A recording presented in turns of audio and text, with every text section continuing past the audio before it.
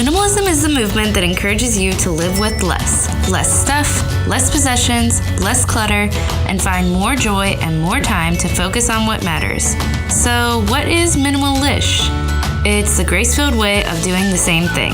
Sustainable, realistic minimalism that actually makes sense for your life. The Minimalist Podcast is here to help you make life lighter, realistically. I'm your host, Desiree, and my passion is to help you create room for what matters to you by cutting the clutter and excess stuff in your home and your life. It's not just about decluttering and having a tidy home, but about how having less stuff will give you more time and more space to focus on creating the life you actually want to live.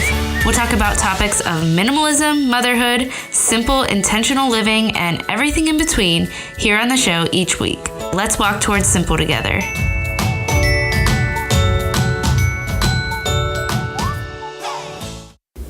Hi, friend. Welcome back to the Minimalist Podcast. I am so glad you're here this week. You know, I love being here with you each week, chatting with you about living more intentionally, and today we are going to talk about contentment. And we're going to get a little bit specific. We're going to talk about being content with our homes. But before we dive in, I want to share a review with you quickly.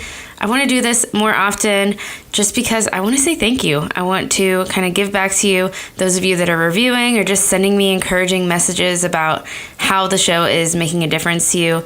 You keep me going. You keep me creating. So thank you so much for taking the time to do that. It means more to me than I could even express. This review is from a mom with the username RNL24. And she said, I just became a mom of a newborn and life became drastically more chaotic and overwhelming. During late night feedings, I found minimalish and was so encouraged by the variety of topics that address the very areas I was struggling with.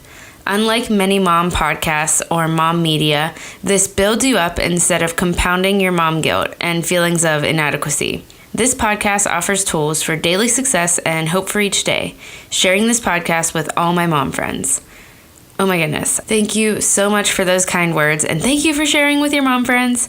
I totally feel that struggle. I can remember what it feels like to have a newborn and just life changing completely and becoming more chaotic and overwhelming. And kind of soon after the newborn phase is when my husband and I jumped into minimalism, and it made such a difference. It brought peace into this new parenting thing that was just full of overwhelm and anxiety up until that point. So thank you again for this review, and I hope that this podcast continues to encourage you to just embrace joy and peace in your motherhood, even when it feels hard, because yes, it does feel hard a lot of the time, and that is completely normal.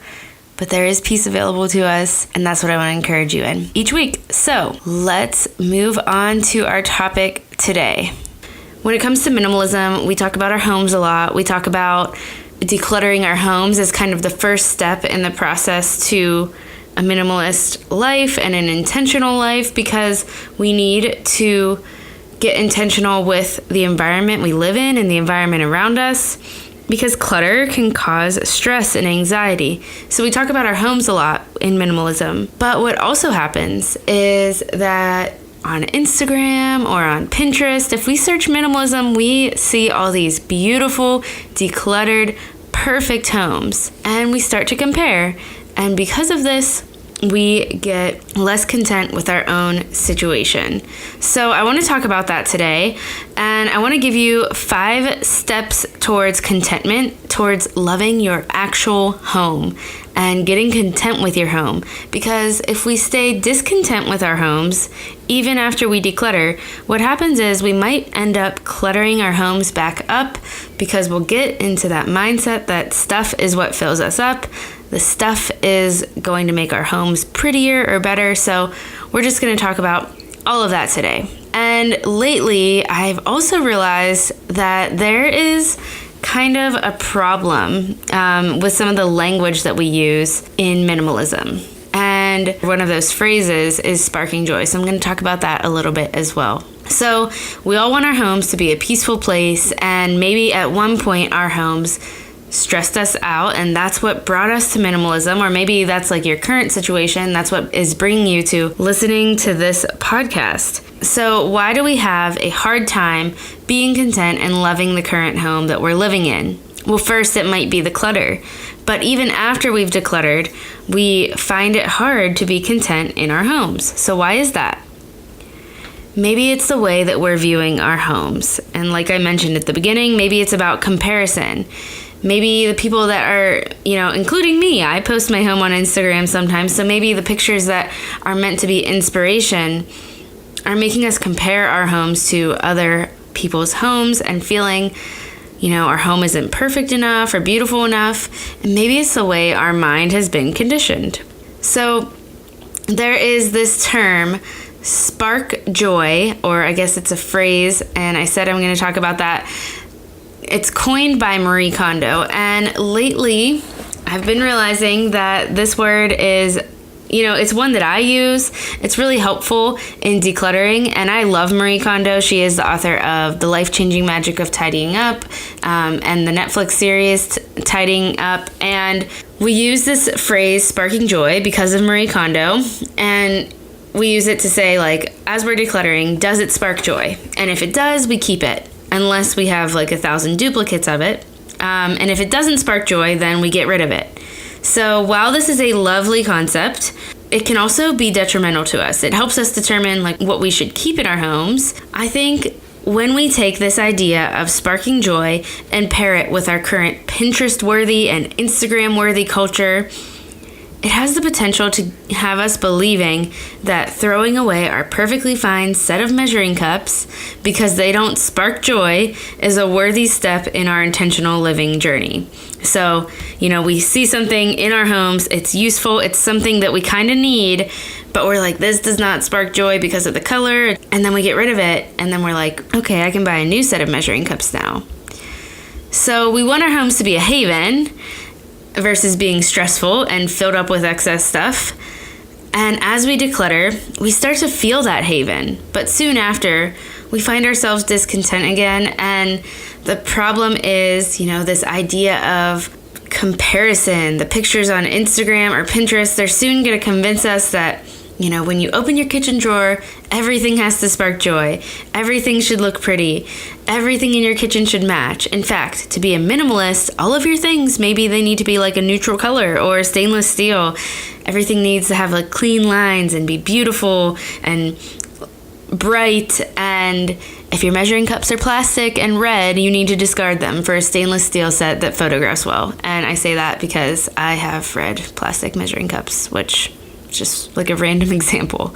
What I'm getting at with all of this measuring cup talk is that, you could insert any useful home item into my example.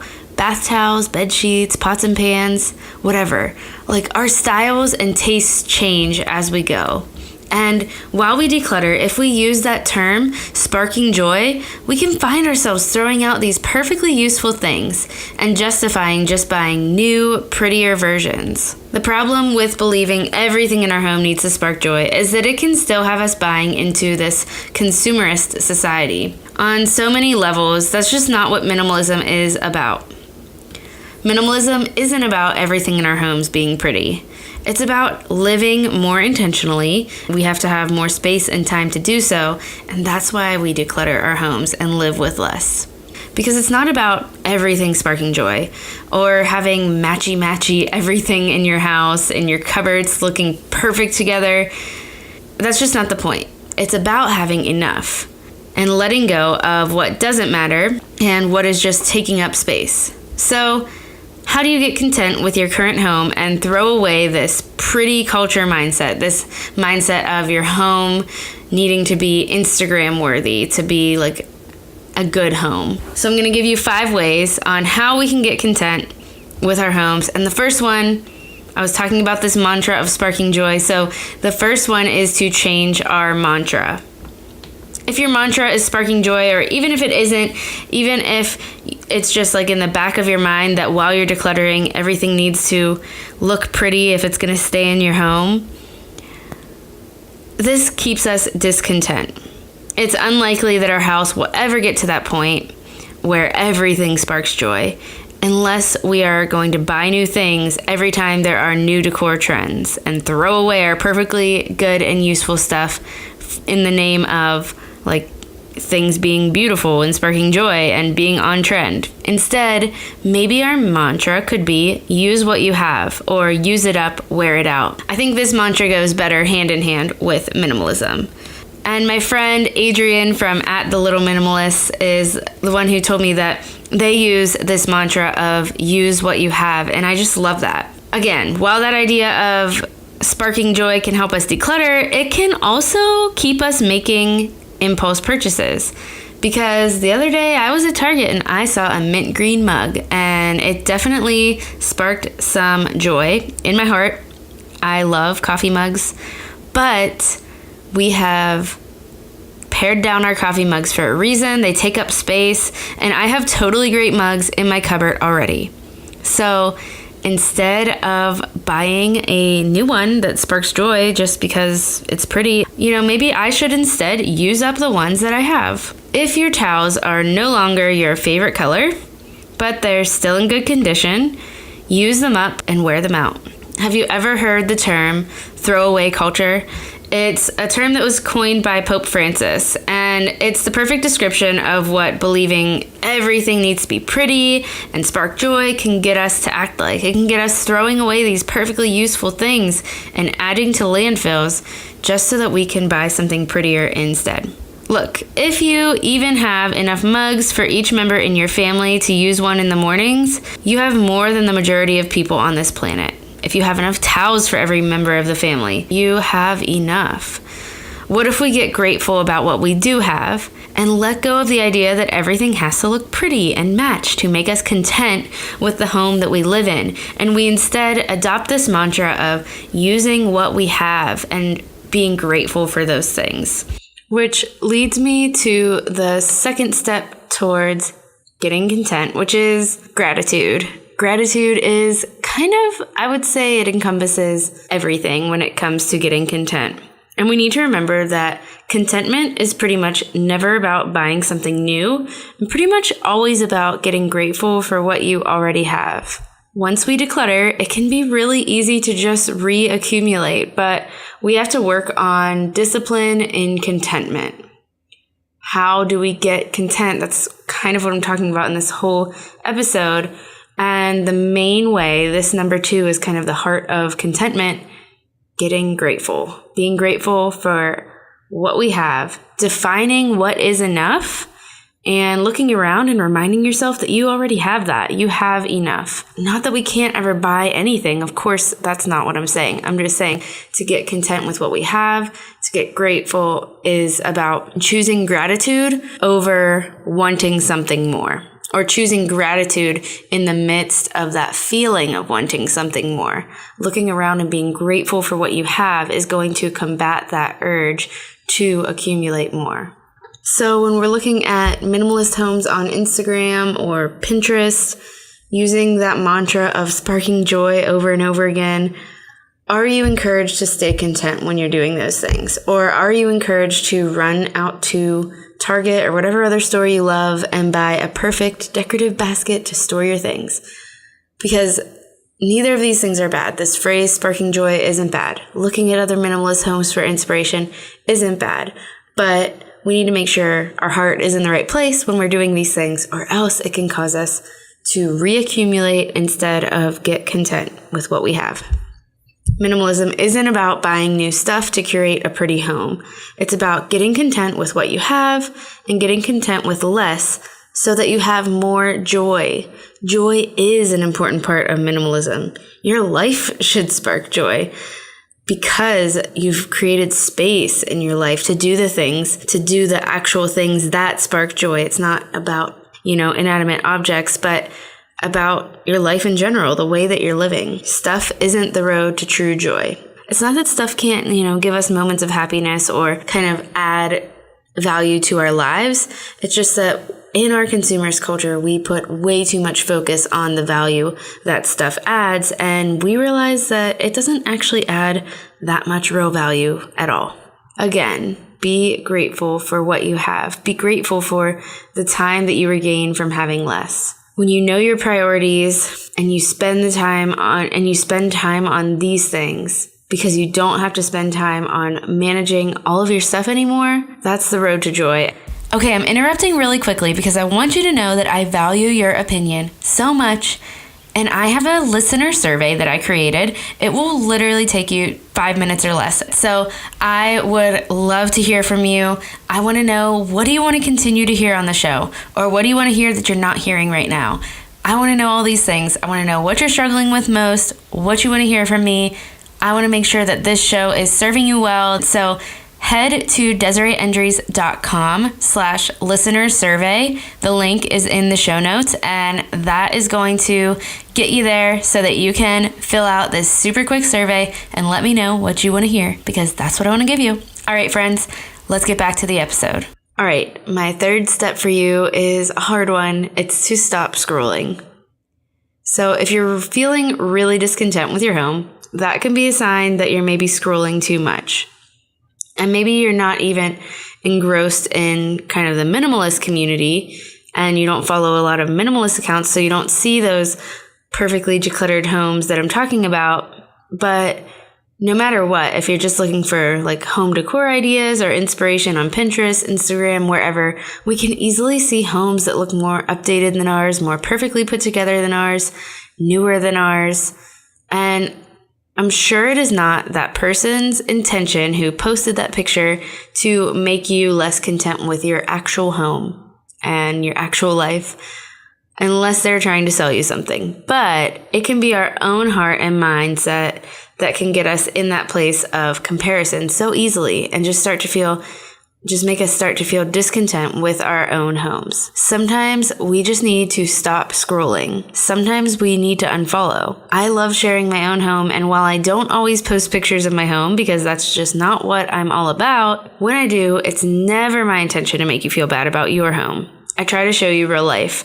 But if it's making you feel bad about yours, I would have no hard feelings if you unfollowed. My house is far from updated or perfectly curated, but still, just using my own example. Sometimes we need to look around at what we have in our own homes and force gratitude for our imperfect but perfectly useful things instead of looking at what everyone else has and feeling bad about our things, which are perfectly good and useful, and we should be grateful for them rather than be feeling bad about them. All right, number 4 is to make do and make it your own. So when it comes to our homes and getting content with our actual homes, I totally do believe in making your home your own, making it a space that you love to be in. I don't think minimalism means you should never buy another thing. So I know I've been telling you that we should use it up and wear it out, and I believe in that. So how can we make do with what we have and still make our home a place that we love to be in, a place that does reflect us?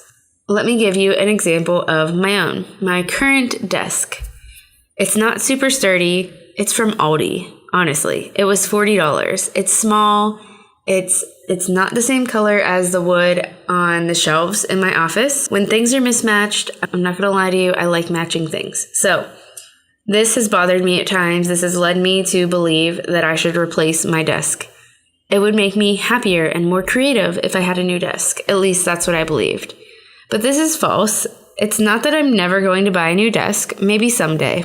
But I should probably use up the one that I have a bit first. It's perfectly great. It works well for what I need it for.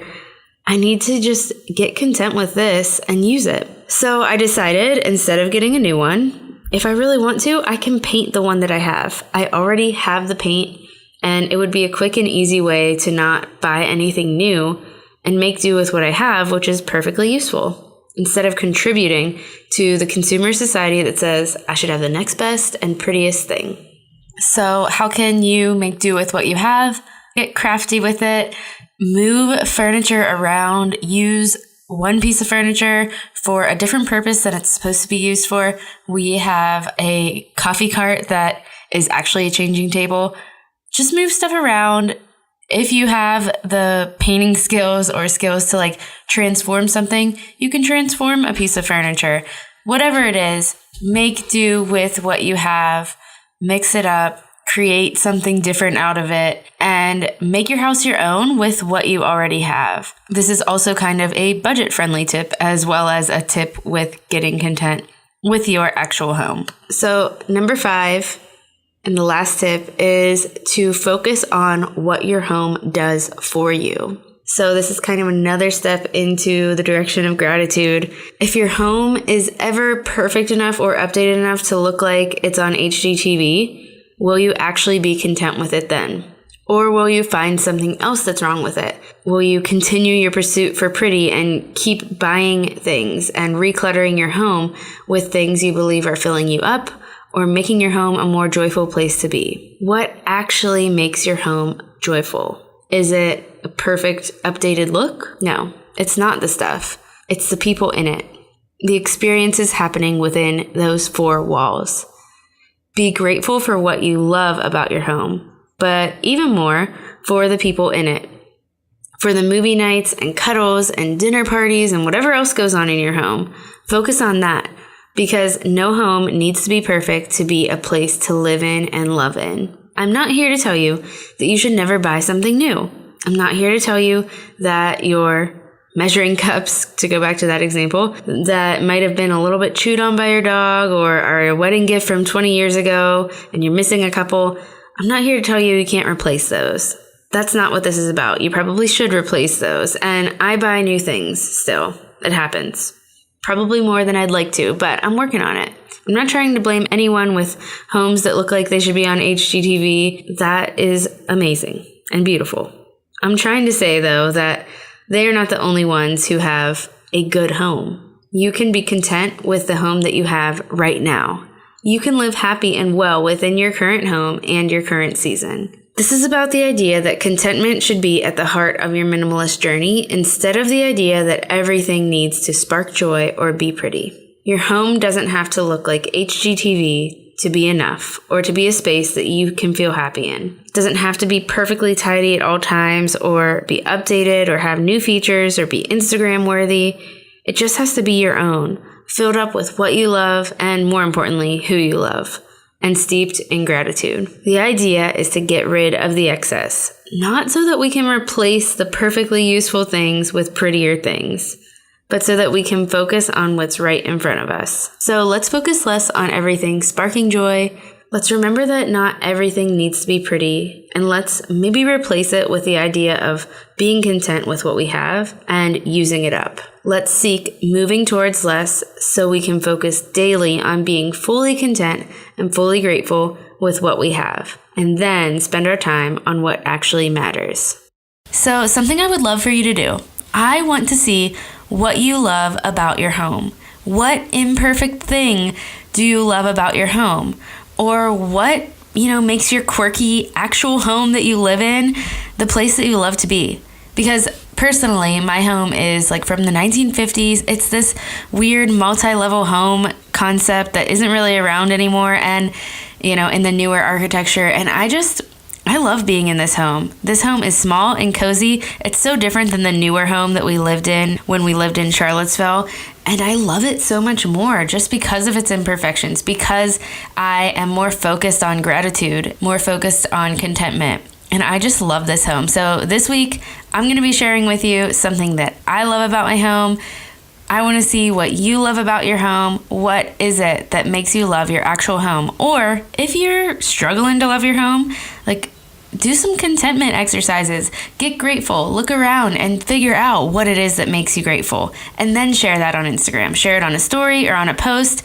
Tag me in it. And if you have a private account, just so you know, I'm not going to be able to see what you're tagging me in. So you can message me on Instagram and show me what it is that makes you happy and joyful in your own home, in the actual imperfect home that you live in. I'd love to see that. So definitely share that with me and tag @Minimalist Podcast. where I will be talking with Diane Bowden, the host of the Minimalist Moms podcast, and we are going to continue this conversation on contentment next week. That's not all we talk about. We have a great conversation on minimalism in general, but we do talk about contentment, and I'm going to bring you more thoughts on this subject. Diane's going to bring you more thoughts on this subject, so make sure you listen in to next week's episode. And then next week, you're also going to get a bonus episode.